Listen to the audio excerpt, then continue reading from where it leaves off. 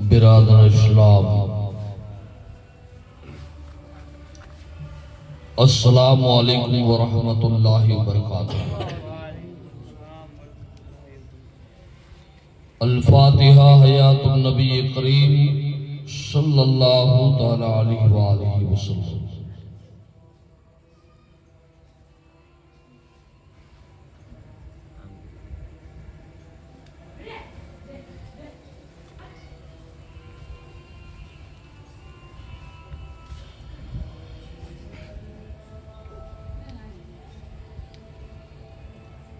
क़ाल अल्लाहु तबारक व तआला फ़ी शान हबीबिही इन्नल्लाहा व मलाइकतहु युसल्लूना अलन नबी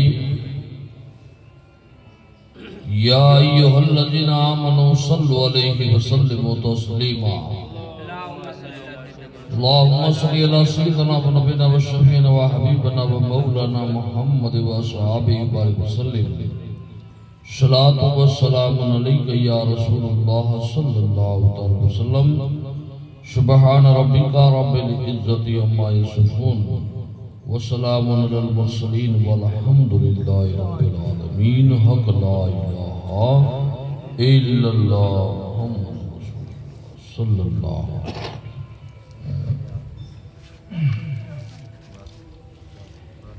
अल्हम्दुलिल्लाह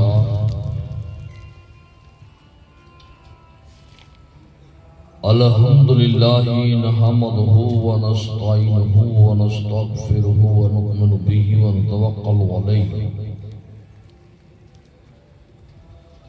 व नऊज़ु बिल्लाहि मिन शुरूरि अनफुसिना व मिन सय्यिआति अमालिना। मय यहदिहिल्लाहु फला मुदिल्ल लहु व मय युद्लिलहु फला हादिय लहु।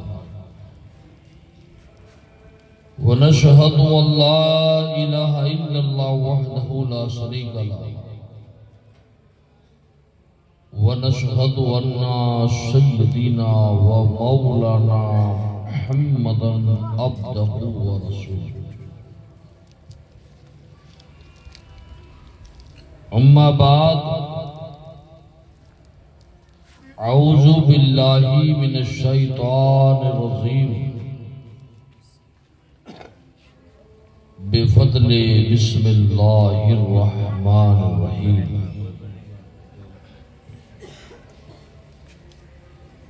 फ़क़द क़ाल अल्लाहु तबारक व तआला फ़िल क़ुरआनिल मजीद वल फ़ुरक़ानिल हमीद।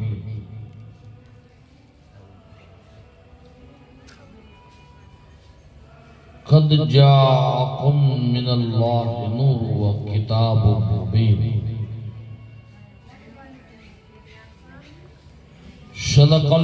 सदक़ल्लाहुल अलीयुल अज़ीम व बल्लगना रसूलुहुन नबियुल करीम व लनहनु अला ज़ालिका लमिनश शाहिदीन व शाकिरीन व ज़ाकिरीन वल्हम्दुलिल्लाहि रब्बिल आलमीन।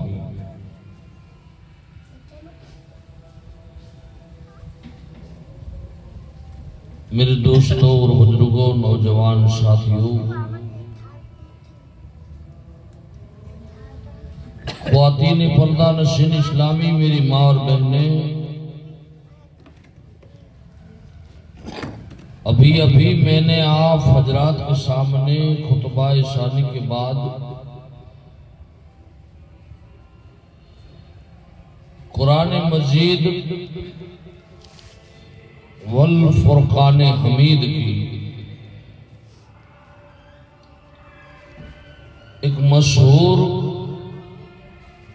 और मारूफ आयत करीमा की तिलावत करने का शरफ हासिल किया, जिसका माना और मतलब समझने और समझाने से पहले मैं जरूरी ही नहीं बल्कि मुनासिब लाजमी यही चाहता हूं कि हम और आप मिलकर आकाए नामदार मदीने के ताजदार गुंबदे खजरा के अंदर आराम फरमाने वाले आका, हम गरीबों के दाता, यतीमों के वाली, अबू जहल की पंदकोठियों के अंदर कंकरियों को कलमा पढ़ाने वाले आका, पत्थरों को तिराने वाले आका, दरख्तों को बुलाने वाले आका, उंगली के इशारे से चांद के दो टुकड़े कर देने वाले आका, डूबे हुए सूरज को वापस लौटाने वाले आका,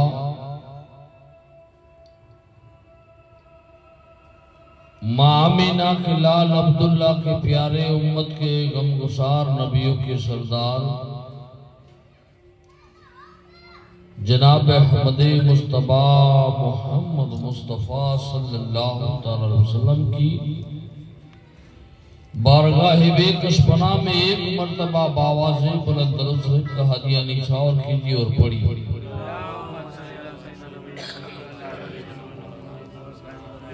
अल्लाहुम्मा सल्ली अला सय्यिदिना व नबीना व शफीना व हबीबना व मौलाना मुहम्मद व सहाबिहि व सल्लिम।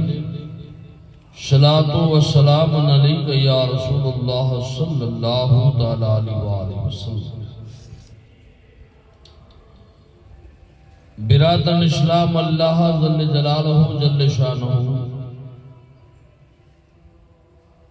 अपने पाक किताब के अंदर इरशाद फरमाता है, कद जाअकुम मिनल्लाहि नूर व किताबुम मुबीन। बेशक आई लोगों, मैंने आपकी तरफ दो नूर भेजा,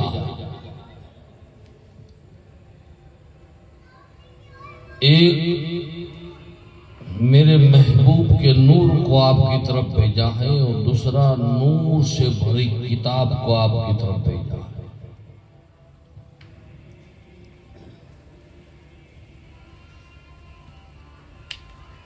तो बिरादर इस्लाम, गुज़िश्ता रात मैंने आप हज़रात के सामने यमन के बादशाह तबाई ज़मीरी की बात बताई।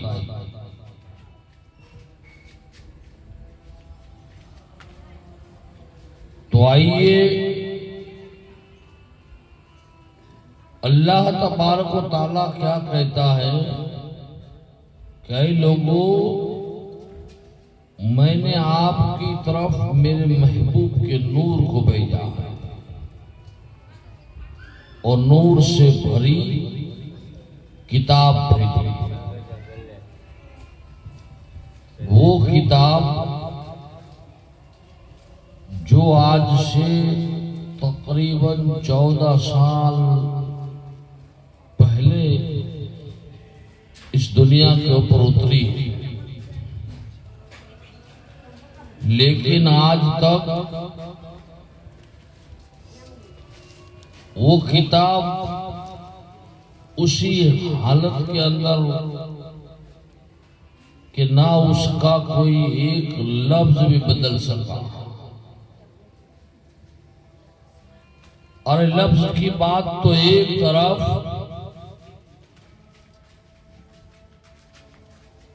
उसका एक हरफ भी नहीं बदल सका।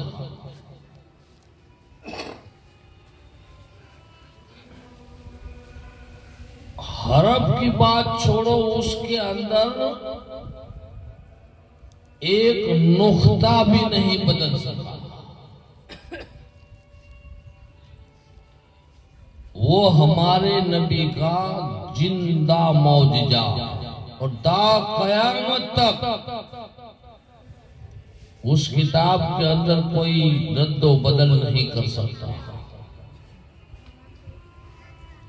वरना किताबें तो कितनी भी उतरी, तौरेत उतरी बदल गई, इंजील उतरी बदल गई, जबूर उतरी बदल गई, कई सहीफे उतरे बदल गए, लेकिन इस किताब के अंदर एक नुक्ता भी नहीं बदला और कयामत तक कोई एक नुक्ता बदल भी नहीं सकता,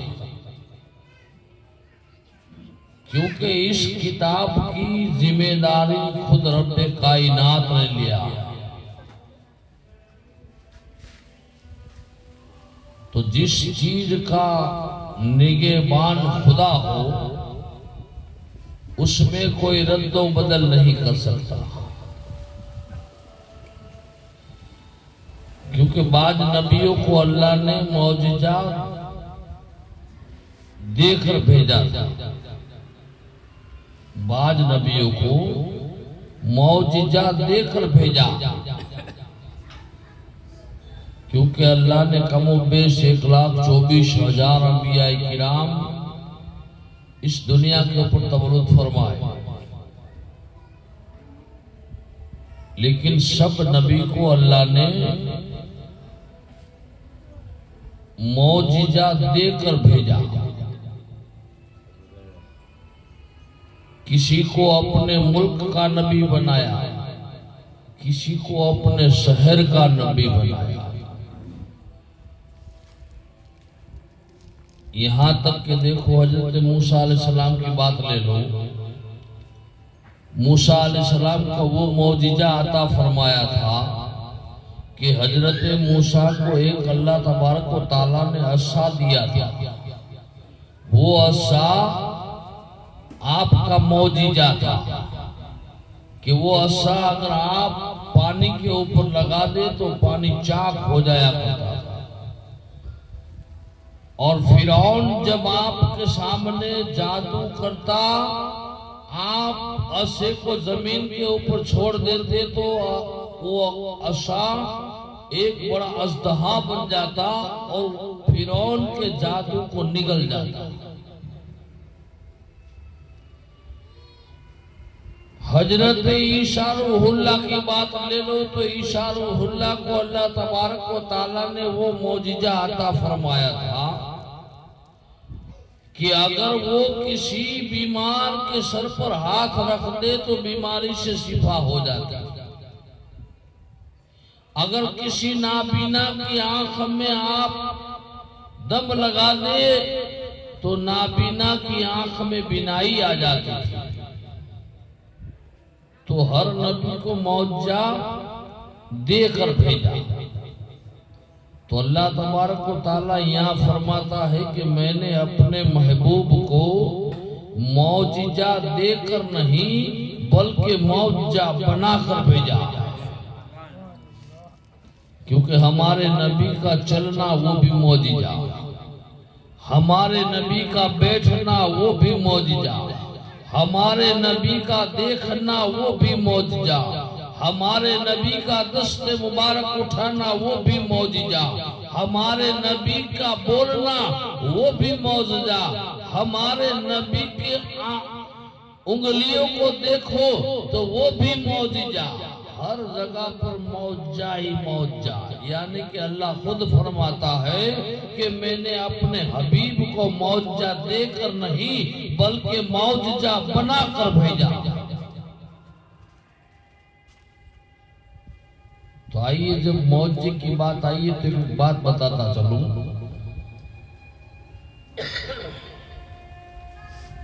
कि हर नबी को जैसे मौजा दिया है तो हर नबी को ताकत भी दी, कुव्वत भी दी। किसी की चांद पर हुकूमत है, किसी की सूरज पर हुकूमत है, किसी की हवा पर हुकूमत है, किसी की जमीन पर हुकूमत है, किसी की आसमान पर हुकूमत है। लेकिन हमारे नबी की बात न करो, क्योंकि हमारे नबी को अल्लाह ज़ल्ले जलालहू ने दोनों आलम के लिए नबी बनाकर भेजा। हमारे नबी की जमीन पर भी हुकूमत, आसमान पर भी हुकूमत, चांद पर भी हुकूमत, सितारों पर भी हुकूमत, सूरज पर हुकूमत, आसमानों के ऊपर हुकूमत, जन्नत के अंदर हुकूमत, जहन्नम के ऊपर हुकूमत, हर जगह पर आपकी हुकूमत, क्योंकि आपने अल्लाह तबारक व तआला ने आपको को हर कायनात, हर चीज का नबी बनाकर भेजा। अब हवा और पानी की बात आई तो एक बात बताओ कि हजरत सुलेमान अलैहिस्सलाम जिनकी हुकूमत हवा के ऊपर थी,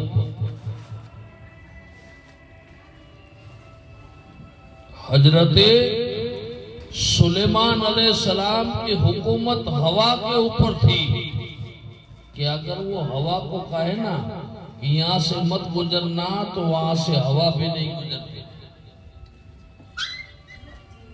यहां से हवा नहीं चलती थी, इस जगह से हवा नहीं गुजर रही। आइए बात बताता चलूं कि एक मर्तबा अल्लाह तबारक व तआला ने हजरत सुलेमान अलैहिस्सलाम को सबसे बड़ा बादशाह भी बनाया कि हजरत सुलेमान अलैहिस्सलाम जैसा कोई बादशाह नहीं, हजरत सुलेमान अलैहिस्सलाम जैसा कोई हुकूमत करने वाला नहीं। इतनी बड़ी बादशाहत आपने अता फरमाई। तो एक मर्तबा परवरदिगार आलम जल्ले जलालहु जल्ले शानहु की बारगाह में हजरत सुलेमान अलैहिस्सलाम ने अर्ज किया कि ऐ मालिक व मौला,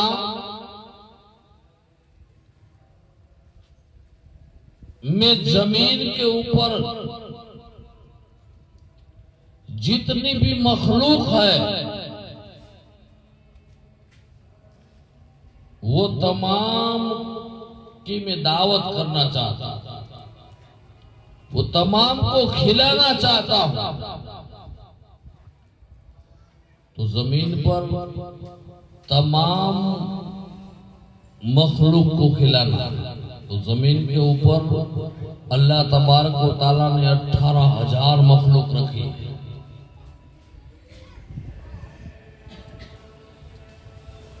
जमीन के ऊपर इंसान भी है, जमीन के ऊपर जानवर भी है, जमीन के ऊपर जीन भी है, जमीन के अंदर जंगल भी है, जमीन के ऊपर दरिया भी है, दरिया के अंदर भी कई मखलूक बनाई है अल्लाह। अल्लाह सबको रोजी पहुंचाता है। अल्लाह वक्त पर सबको रोजी पहुंचाता है। तो हजरत सुलेमान अलैहिस्सलाम ने कहा, ऐ मालिक व मौला, मैं तेरी जमीन पर बसने वाली तमाम कायनात को, तमाम चीज को दावत देना चाहता हूं और खिलाना चाहता हूं। अल्लाह तबारक व तआला ने कहा कि ऐ सुलेमान, ये तेरे बस की बात नहीं है।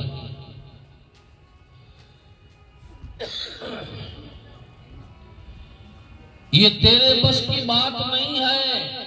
क्यों? कि मैं चूंटी से लेकर हाथी तक सबको रोजी पहुंचाता। तो हजरत सुलेमान अलैहिस्सलाम ने कहा, मालिक व मौला, तूने मुझे बेशुमार दौलत से नवाजा और ऐसी सल्तनत दिया है, ऐसी बादशाहत दी है कि मालिक व मौला, पूरी दुनिया के ऊपर मेरे जैसा कोई बादशाह नहीं है। लेकिन अल्लाह फिर भी फरमाता है कि ऐ सुलेमान, ये तेरे बस की बात नहीं है कि मेरी पूरी दुनिया की मखलूक को तो रोजी पहुंचा सके। लेकिन सुलेमान अलैहिस्सलाम कहते हैं, मालिक एक दिन नहीं तो एक वक्त तो दे, एक टाइम की दावत देने का हुक्म मुझे दे, मैं तेरी पूरी मखलूक को रोजी पहुंचाऊंगा। कैसी बात है? तो ऐ सुलेमान, एक महीने के बाद फला फला तारीख को तो एक वक्त की रोटी खिला देना, मेरी पूरी मखलूक को रोजी पहुंचा देना। कहा ठीक है। सुलेमान अलैहिस्सलाम ने जब जिद किया तो अल्लाह ने 1 महीने का वक्त दिया कि देखना मैं चूटी से लेकर हाथी तक तमाम को रोजी पहुंचाता हूं, कोई बाकी ना रह जाए। सुलेमान अलैहिस्सलाम ने कहा मालिक व मौला, मैं भी इंसान, जिन्नात, पशु पक्षी, चरिंदे दरिंदे, मछली, मगर जो कुछ भी है, ऐ मौला तेरा नबी हूं, सबको रोजी पहुंचाऊंगा, एक वक्त का रिज़्क पहुंचाऊंगा। कहा ठीक है। अब हजरत सुलेमान अलैहिस्सलाम की हुकूमत जिन्नातों के ऊपर, हजरत सुलेमान अलैहिस्सलाम की हुकूमत जिन्नातों के ऊपर थी, क्योंकि सुलेमान अलैहिस्सलाम का हुक्म जिन्नात फौरन मान लिया करते। तो हजरत सुलेमान अलैहिस्सलाम को जब एक वक्त की रोटी खिलाने का, एक वक्त रिज़्क पहुंचाने का अल्लाह ने इजाजत अता फरमाई, तो सुलेमान अलैहिस्सलाम ने जिन्नातों को हुक्म दे दिया कि तैयारी के अंदर लग जाओ, रिज़्क जमा करने लगो,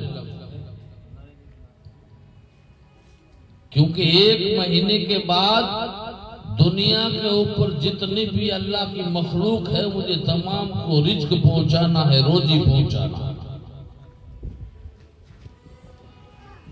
अब जिन्नातों की क्या बात करें, जिन्नात एक पल में सब कुछ जमा कर लेते। वो जिन्नातों को काम पर लगा दिया 1 महीने तक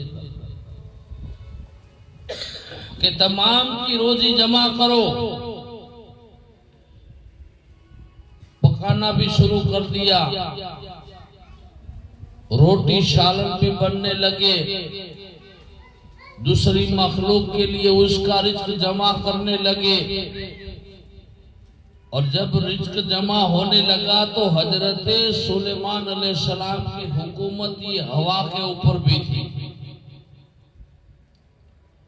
तो हजरत सुलेमान अलैहिस्सलाम ने हवा को हुक्म दे दिया, ऐ हवा, तू इस जो रिज़्क पका कर तैयार रखा है उसके ऊपर से तू मत गुजर, क्योंकि उसके ऊपर से अगर गुजरेगी तो ये खराब हो जाएगी, बिगड़ जाएगी।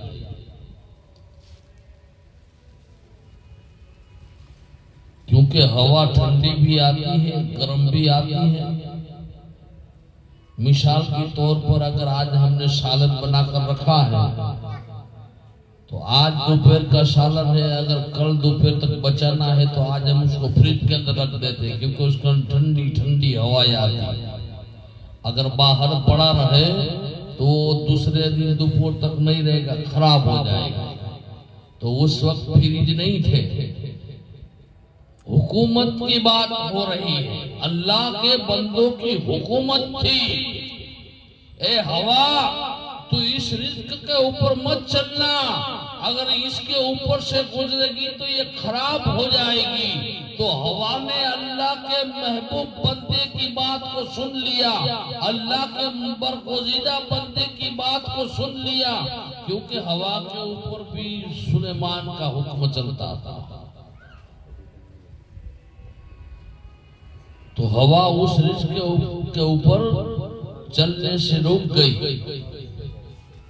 अब जिन्नात कामों के अंदर लग गए।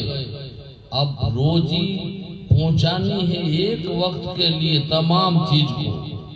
जंगल के अंदर जो जानवर चलते हैं उनको भी रिज़्क पहुंचाना है, दरिया की मगरमच्छ को भी रिज़्क पहुंचाना है, इंसान को भी रिज़्क पहुंचाना है, जिन्नात को भी रिज़्क पहुंचाना है, चोटी कीड़े मकोड़ों को भी रिज्क पहुंचाना है, हाथी को भी रिज्क पहुंचाना है। तमाम का रिज्क बनकर तैयार हो गया। एक महीना बीत गया और वो वक्त भी आ गया जिस वक्त खिलाना है वो टाइम भी आ गया। तो दरिया की एक मछली आई, दरिया की एक मछली तड़पती हुई आई और किनारे पर आकर कहती है, ऐ मेरे मालिक को मौला, आज तक कोई ऐसा दिन नहीं बना कि मेरे खाने का वक्त हो और मुझे खाना ना मिले। अल्लाह ने फरमाया, मेरा हुक्म होता तो तुझे रिज्क जरूर पहुंच जाता, लेकिन आज तुझे रिज्क हजरत सुलेमान की बारगाह से मिलने वाला है। सुलेमान की बारगाह में चली जा, क्योंकि आज मैं तुझे रोजी पहुंचाने वाला नहीं हूं। आज का रिज्क तो तुम्हारा सुलेमान अलैहिस्सलाम की बारगाह से मिलने वाला है। तो दरिया की मछली रेंगती हुई सुलेमान अलैहिस्सलाम की बारगाह में आई, ऐ सुलेमान, आज तक ऐसा कोई वक्त नहीं गुजरा कि हमारा वक्त खाने का हो और हमें खाना ना मिले। आज मुझे जोर की भूख लगी है, मेरा वक्त खत्म हो गया लेकिन मुझे खाना नहीं मिला। हजरत सुलेमान अलैहिस्सलाम ने जिन्नातों को हुक्म दिया, ऐ जिन्नात, मछली का जो रिज्क पका हुआ है, मछली का जो रिज्क तैयार किया है, ये तमाम रिज्क इसके सामने पहुंचा दिया जाए, इसका रिज्क इसको मिल जाएगा। तो मछली के सामने जब वो रिज्क रखा तो एक ही लुकमे के अंदर खा गया।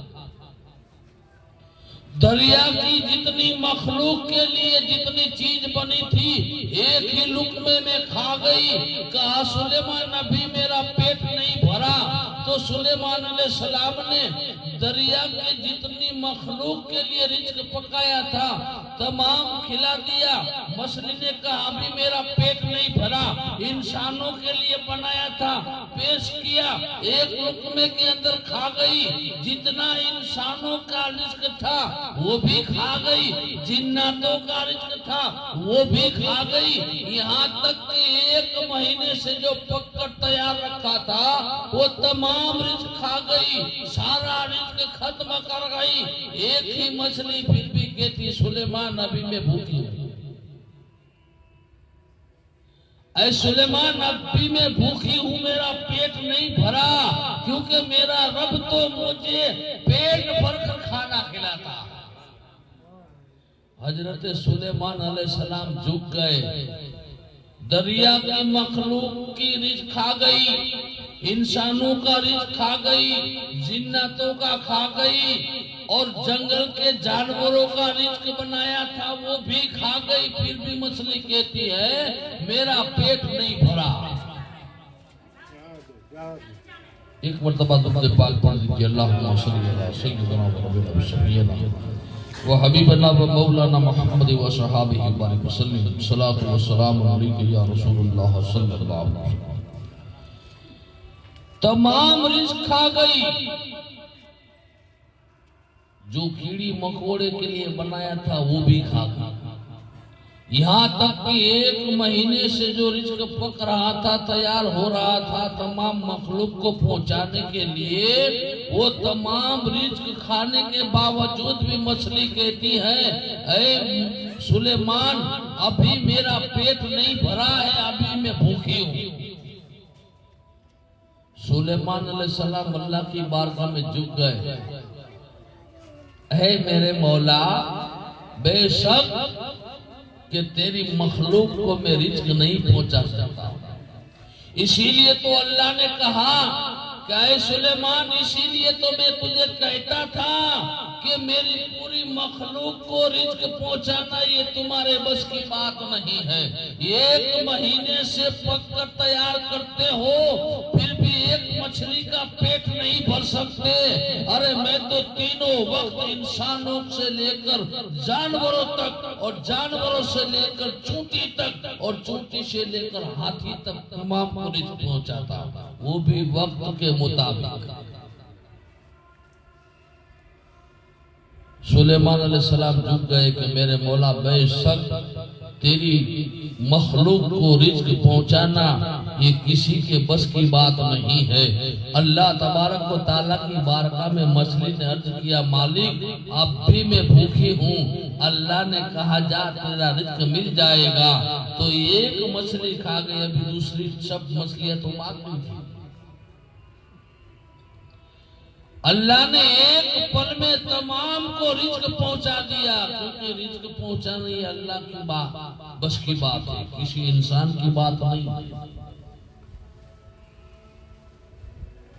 किसी इंसान की ताकत नहीं, किसी बादशाह की ताकत नहीं, किसी बड़े से बड़े रईस इंसान की भी ताकत नहीं। आज एक टाइम की दावत करो ने तो लाखों रुपये लग जाते हैं। अल्लाह तबारक व तआला तो तीनों वक्त हमें रोजी पहुंचा रहा है, चाहे गरीब हो, चाहे अमीर हो, चाहे फकीर हो, चाहे बादशाह हो,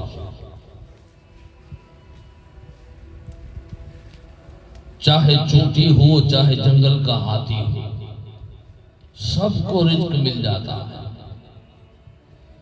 क्यों? कि अल्लाह की ये कुदरत है। अल्लाह खालिक और मालिक है। खाए आइए अब खाने की बात ही आई चली है तो खाने का ही बयान है। और हमारे नबी की बात एक तरफ कि हमारे नबी दोनों आलम के मालिक व मुख्तार थे और पूरी कायनात के ऊपर आपकी हुकूमत थी, लेकिन फिर भी हमारे नबी ने अपने पेट के ऊपर पत्थर बांध कर रखे हैं।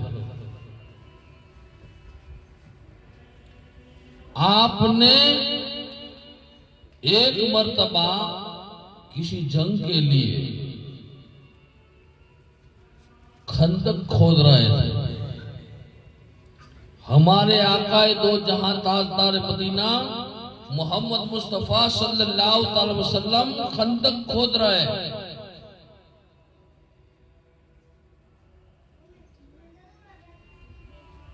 और खंदक खोदते खोदते आपका पहरन ऊंचा हुआ।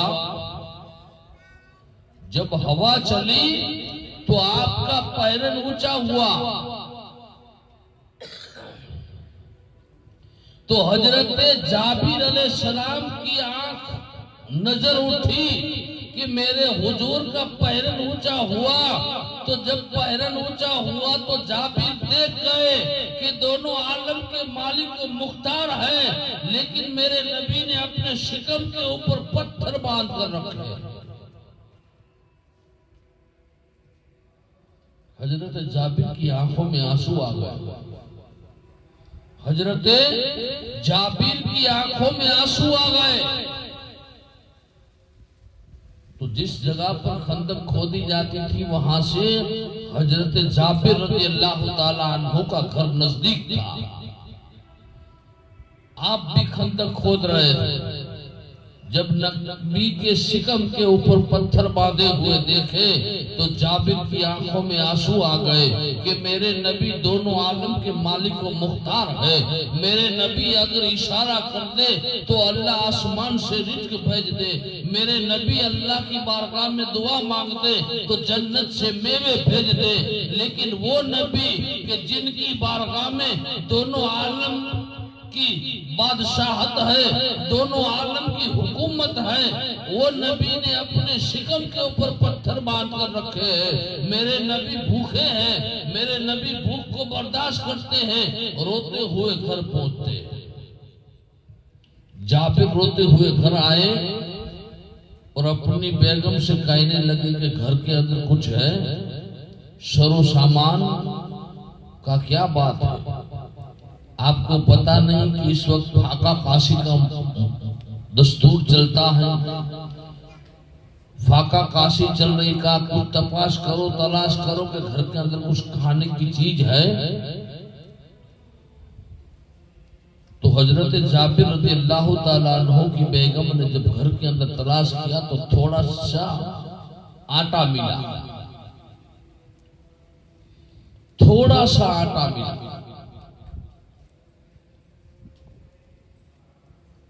हजरत जाबिर की रज़ियल्लाहु ताला अन्हु की बेगम ने कहा कि मेरे सरताज, घर के अंदर दूसरा कुछ नहीं है, ये थोड़ा सा आटा मिला।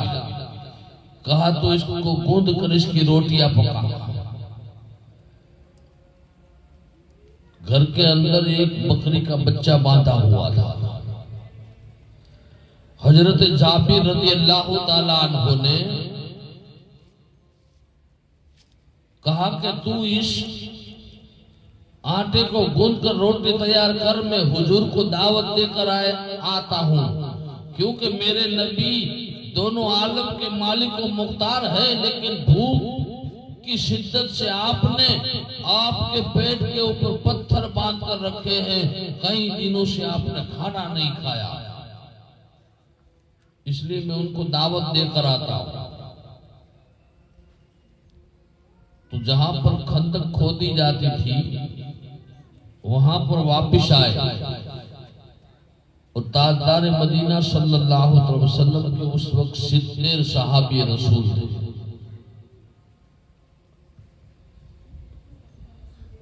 आपने जाबिर रज़ियल्लाहु ताला अन्हु नबी की बारगाह में आकर कानों के अंदर आवाज लगाई, या रसूल अल्लाह, इजाजत हो तो एक बात बताने के लिए आया। कहा जाबिर, इजाजत है, क्या बात है? कहा हुजूर, आपके शिकम के ऊपर भूख की शिद्दत से पत्थर बांधे हैं। या रसूल अल्लाह, मैं आपको चंद सहाबी के साथ दावत देने के लिए आया हूं, मेरी दावत को कबूल फरमाइए।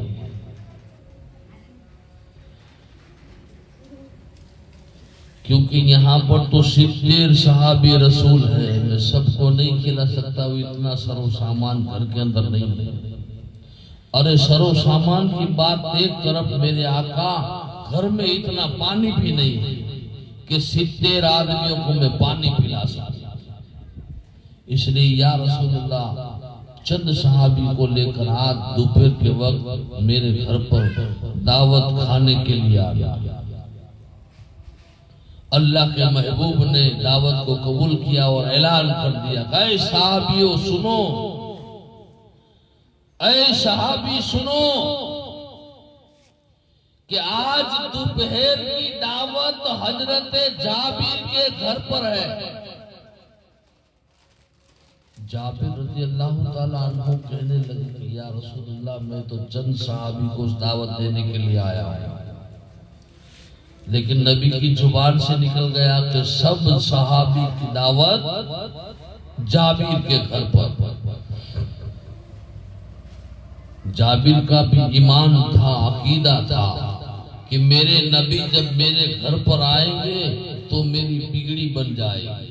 अभी अभी जो हमने नाते कलाम भी सुना कि बिगड़ी भी बनाएंगे,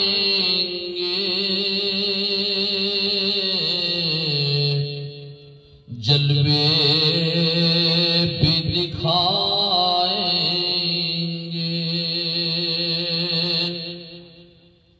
घबराओ न दीवानो,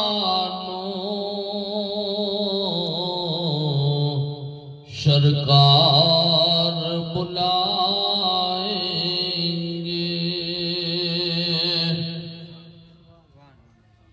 जाबिर का ईमान था, अकीदा था।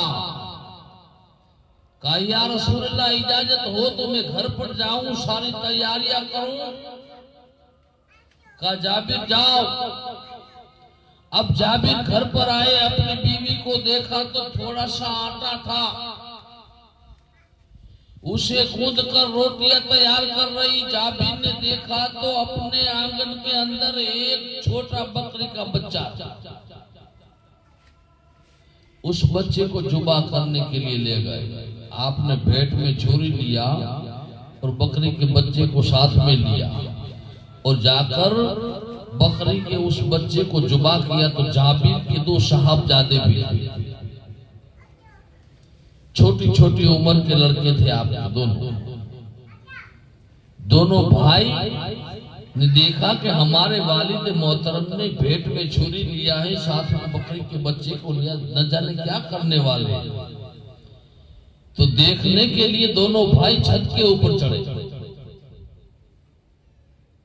जाबिर अपने मकान के अंदर पहुंचे, बाहर देख ले गए बकरी के बच्चे को और वहां पर जुबा किया। जाबिर के दोनों बच्चे देख रहे। अब हुजूर अकरम ताजदार मदीना सल्लल्लाहु अलैहि वसल्लम ने जब बकरी के बच्चे को जुबा किया और उसका सालन तैयार कर दिया, बीवी के पास भेज दिया कि लो ये सालन पका कर तैयार करो, तो हजरत जाबिर के दोनों लाल जो थे, साहबजादे थे, देखा कि भाई चल हम भी ऐसा खेल खेले, चल तू सो जा, मैं तुझे जुबा करूं। हम भी ऐसा खेले कि तू लेट जा, मैं तुझे जुबा करूं, जिस तरह अब्बा जान ने बकरी के बच्चे को जुबा किया। तो जाबिर के बड़े बेटे ने अपने छोटे भाई को सुलाया, सुलाकर अपने भाई की गर्दन को पकड़ा और उसकी गर्दन के ऊपर छुरी चला। छोटे भाई की गर्दन कट गई। अब भाई तड़पने लगा, क्योंकि गर्दन जब कटती है तो तकलीफ होती है। तो बड़े भाई ने छोटे भाई की गर्दन के ऊपर छुरी चलाकर जाबिर के छोटे बेटे को कुर्बान कर दिया। अब तड़पने के साथ गर्दन जुदा हुई कि जाबिर का छोटा बेटे का इंतकाल हो गया। अब जब बच्चे ने चीखा, जब छुरी चली गर्दन के ऊपर, बच्चे ने चीखा तो जाबिर आवाज सुन गए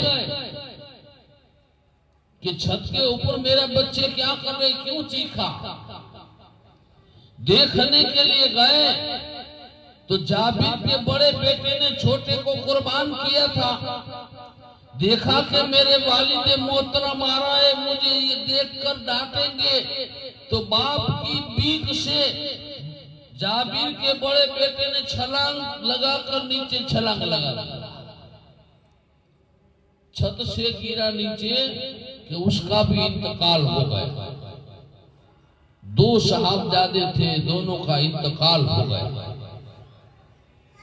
जाबिर की आंखों में आंसू आ गए कि बड़े बेटे ने छोटे को कुर्बान किया और बड़ा मेरी खौफ से, मेरे डर से छत से गिरकर नीचे उसका भी इंतकाल हुआ। अब जाबिर की जिंदगी भर की वो कमाई थी, जाबिर की जिंदगी भर की वो कमाई थी। दोनों बेटे कुर्बान हो गए। अब मां को पता चला कि मेरे दोनों बच्चों का इंतकाल हो गया। मां की आंखों में आंसू आ गए। जाबिर ने कहा, बेगम सब्र करो, दोनों की मैयत को एक तरफ रख दो और खबरदार पता न चलने पाए, क्योंकि आज दोपहर मेरे नबी मेरे घर पर तशरीफ ला रहा है। चेहरे के ऊपर उदासी मत लाना, बच्चों का गम मत मनाना, बल्कि अच्छी तरह से इज्जतदार खाना पकाओ और जब नबी खाने के लिए आए तो नबी को बाखुशी खिलाओ और खुशी से खिलाने के बाद जब मेरे नबी खाना खा चुकेंगे उसके बाद हम जिक्र करेंगे। उसके बाद हम अपने बच्चों को दफन और कफन देंगे। वहां तक बच्चों की मैयत का किसी को खबर ना होनी चाहिए, किसी को पता ना चलना चाहिए। जाबिर ने भी अपने आंखों से आंसुओं को पोंछ लिया। हजरत जाबिर रज़ियल्लाहु ताला अन्हु की बीवी ने भी अपने आंखों में आंसू पोंछ लिया और आटा गूंद रही है। आटा गूंद कर रोटियां तैयार हो गई, सालन पकाया, लजीजदार सालन पकाया। अब सालन और रोटी जब पककर तैयार हो गई तो जाबिर रज़ियल्लाहु ताला अन्हु की बीवी ने कहा, ऐ मेरे सरताज, खाने का पक चुका है, तैयार हो चुका है, खाने का वक्त भी हो रहा है, जाओ जाकर नबी को बुला कर लाओ, हमारे नबी हमारे घर तशरीफ लाए। जाबिर रज़ियल्लाहु ताला अन्हु अपने घर से निकले, खंदक जहां पर खोदी जाती थी वहां पर पहुंचे। वहां पर पहुंचे और कहा, या रसूल अल्लाह, मेरे घर खाना पककर तैयार हो चुका है, आप मेरे घर खाना खाने के लिए, दावत खाने के लिए तशरीफ लाई। अल्लाह के महबूब ने तमाम सहाबी किराम को हुक्म दे दिया, ऐ मेरे सहाबियों, आज दोपहर का खाना जाबिर के घर पर है, दावत का वक्त हो चुका है, जाबिर के घर पर पहुंचो। और जाबिर रज़ियल्लाहु ताला अन्हु से फरमा दिया, ऐ जाबिर, जहां तक मैं तुम्हारे घर ना आऊं, किसी भी सहाबी को खाना मत देना। अब हजरत जाबिर के घर पर सहाबी रसूल पहुंच गए और जाबिर रज़ियल्लाहु ताला अन्हु नबी को साथ में लेकर अपने घर आए तो हजरत ताजदार मदीना मोहम्मद मुस्तफा सल्लल्लाहु ताला अलैहि वसल्लम ने इरशाद फरमाया, ऐ जाबिर, जो रोटियां पकी है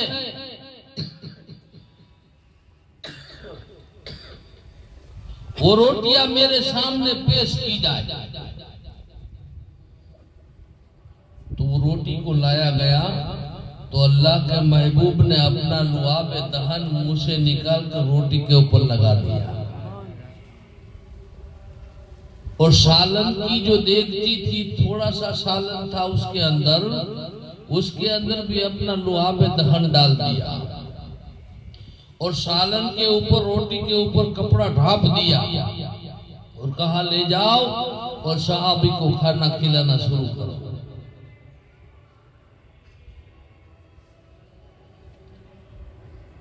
अब जाबिर ने उस कपड़े से रोटी निकाल कर, देगची से सालन निकाल कर तमाम सहाबी को खाना खिलाना शुरू किया।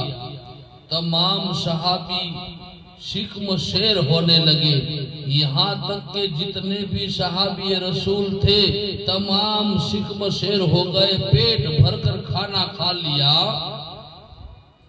अल्लाह के महबूब ने कहा, खाना खाते जाओ और खंदक पर चले जाओ। अब शिक्म शेर होकर सहाबी रसूल चले गए। अब हुजूर अकरम ताजदार मदीना मोहम्मद मुस्तफा सल्लल्लाहु अलैहि वसल्लम की बारी आई।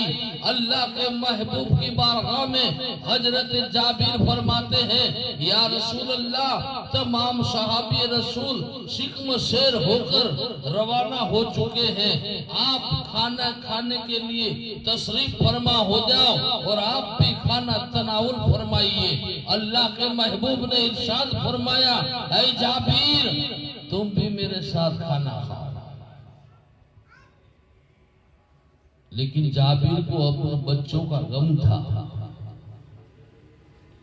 ऐ जाबिर, तुम भी मेरे साथ खाना खाओ और मैं जानता हूं कि तुम्हारे दो साहबजादे हैं, वो भी कई दिनों से भूखे हैं, उसे भी साथ बिठाओ और तुम भी मेरे साथ बैठो, हम साथ मिलकर खाना तनावुल फरमाएंगे। जाबिर ने कहा, या रसूल अल्लाह, मेरे बच्चे कई बार खेलते होंगे, या रसूल अल्लाह, आप खाना तनावुल फरमा लीजिए, बाद में हम खाना खा लेंगे। अल्लाह के महबूब ने इरशाद फरमाया, नहीं जाबिर, अपने बच्चों को बुलाओ और मेरे साथ उसे बिठाओ, मैं उनके साथ में बैठकर खाना खाऊंगा। क्योंकि अल्लाह के नबी जब जाबिर के घर के अंदर कदम रखा था तो आपको पता चल गया था कि जाबिर के लफ्ज़े जिगर अब इस दुनिया के ऊपर नहीं रहे, वो अल्लाह को प्यारे हो चुके हैं, फिर भी मेरा जाबिर मुझे खाना खिला रहा। कितनी सब्र की बात हो रही है। हजरत जाबिर की आंखों में आंसू आ गए, या रसूल अल्लाह मेरे लाल इस दुनिया के ऊपर नहीं रहे, मेरे लगते जिगर इस दुनिया के ऊपर नहीं रहे। उन्होंने सारा किस्सा बयान कर दिया। या रसूल अल्लाह ऐसी बात बनी है कि मेरे दोनों बच्चे, एक को बड़े भाई ने कुर्बान कर दिया, दूसरा छत से गिरकर इंतकाल हुआ। अल्लाह के महबूब ने इरशाद फरमाया, जाबिर में जानता हूँ, इसीलिए तो कहता हूँ कि जब तक तेरे बच्चे मेरे साथ बैठकर खाना नहीं खाएंगे, ऐ जाबिर में भी खाना नहीं खाओगे। चल ले चल मुझे उस कमरे के अंदर, जिस कमरे के अंदर तूने अपने दोनों बच्चों की लाशों को रखा। जाबिर ने ताजदार मदीना मोहम्मद मुस्तफ़ा सल्लल्लाहु अलैहि वसल्लम को अपने साथ लिया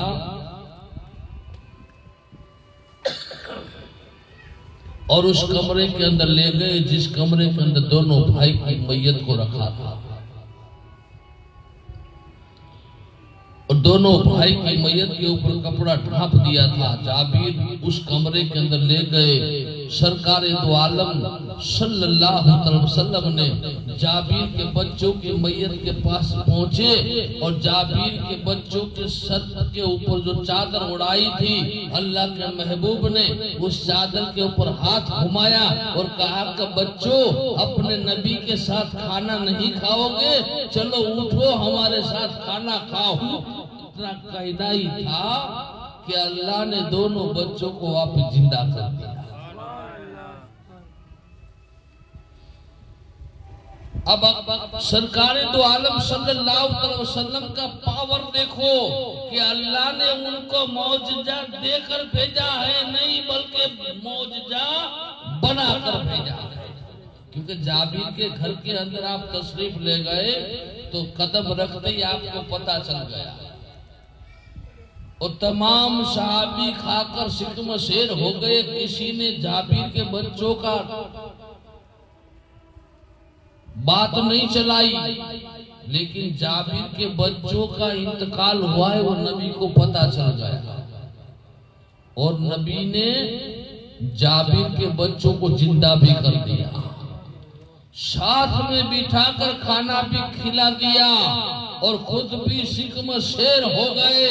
उसके बाद जाबिर का बयान है कि मेरे नबी जब खाना तनावुल फरमा कर सिकम शेर होकर खंदक खोदने के लिए पहुंचे तो मैं इसी कसमा कसमी के अंदर था कि चंद आटे की रोटियां थी, चंद रोटियां बनी थी, थोड़ा सा सालन था, इतने सारे आदमी खा गए, लेकिन कपड़े को मैंने अभी तक हटाया नहीं, क्योंकि इसके अंदर से रोटी निकालता गया, तमाम को खिलाता गया, रोटियों में कोई कमी नहीं आई। अब देखो कितनी रोटियां बची हुई हैं। जाबिर ने जैसे ही कपड़ा उठाया रोटी के ऊपर से और सालन के ऊपर से, तो सालन भी इतना भरा हुआ था और रोटियां भी इतनी की इतनी मौजूद थी जितनी पकाई हुई थी। रोटियां भी इतनी मौजूद थी, सालन भी इतना मौजूद था जितना पकाया हुआ था। जाबिर का ईमान और अकीदा हो गया कि आज ये 70 सहाबी तो क्या बल्कि 70,000 भी आ जाते तो इतने साल में तमाम को खिला देता, क्योंकि इसके अंदर जो मेरे नबी ने लुआब दहन जो डाला है, इसके अंदर मेरे नबी ने लुआब दहन डाला है। अरे 70,000 तो क्या, अगर 70 लाख भी आ जाते तो खाने में कोई कमी ना आती। तो अल्लाह के नबी के लुआब दहन यानी थूक को देखो तो अल्लाह के नबी का थूक भी मौजिजा है। इसलिए अल्लाह कहता है कि ऐ मेरे महबूब, मैंने आपको मौजिजा देकर नहीं बल्कि मौजिजा बनाकर भेजा है। तो बस इसी बात पर मैं अपनी गुफ्तगू को खत्म कर रहा हूँ और अल्लाह तबारक व तआला की बारगाह में दुआ कर रहा हूँ कि मालिक व मौला, मैंने जो भी बयान किया है, जो भी नसीहत दिया है, इलाहुल आलमीन इस बयानात के अंदर, इस नसीहत के अंदर अगर मेरी जुबान से कोई गलती, कोई लफ्ज़, कोई भूल आ गई हो, तेरे महबूब के सदके में मेरी गलती को माफ फरमा। और पाक परवरदिगार आलम जल्ले जलालुहु हम तमाम मुसलमानों की हाजिरी को तेरी बारगाह के अंदर कबूल फरमा। परवरदिगार आलम जिस महफिल के अंदर नहीं आए हैं मालिक व मौला, उनको ऐसी महफिलों के अंदर आने की नेक तौफीक अता फरमा। हम तमाम मुसलमानों को तेरे महबूब के सदके में, तेरे महबूब के नवासों के सदके में पंजगाना नमाज पढ़ने की नेक तौफीक अता फरमा। हम तमाम मुसलमानों के ऊपर अगर कोई मुसीबत, बला, बीमारी, आफत आ रही हो, ऐ मालिक व मौला, तेरे महबूब के सदके में और ईद मिलादुन नबी के महीने के सदके में हम पर आने वाली हर मुसीबत, बला, बीमारियों को दूर फरमा। और हम तमाम मुसलमानों को जिंदगी में एक मर्तबा मदीना मुनव्वरा की ज़ियारत नसीब फरमा। इल्लल बलागुल मुबीन व आखिरु दावाना अल्हम्दुलिल्लाहि रब्बिल आलमीन बरहमतिका या अरहमर राहिमीन। सलातु सलाम